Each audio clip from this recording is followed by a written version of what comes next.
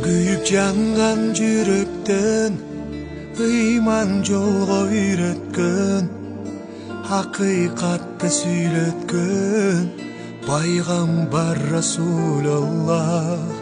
Tura yoldu başladın, artqa qadam basmadın, Allah'ta aytıp maqtadın, Muhammed Resulullah.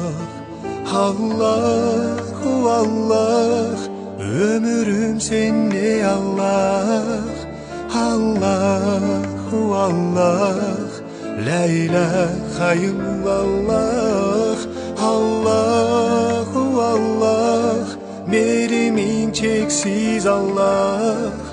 Allahu Allah, Rabbim Allah.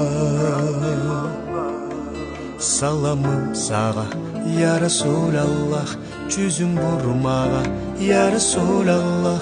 Dilegim sen, dilegim sen. Bismillahirrahmanirrahim. Elhamdülillah ve salatu ve selamu ala Resulillah.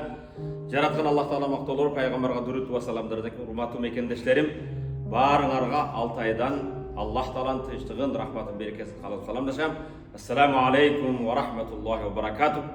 Peygamberimiz sallallahu aleyhi ve sellem'in ulu sahabası Abdullah ibn Ravaha özünün zamandaşlarına sahabalar Ta'ala ve nu'min sa'atan kelgile bir saat imandaşalı deydiken Kudayım buyursa biz de bugün sizlerdi Altay'da uşul meçitke saat 6'da imandaşıga çakırabız. Assalamu aleykum ve rahmetullahi ve berekatuh.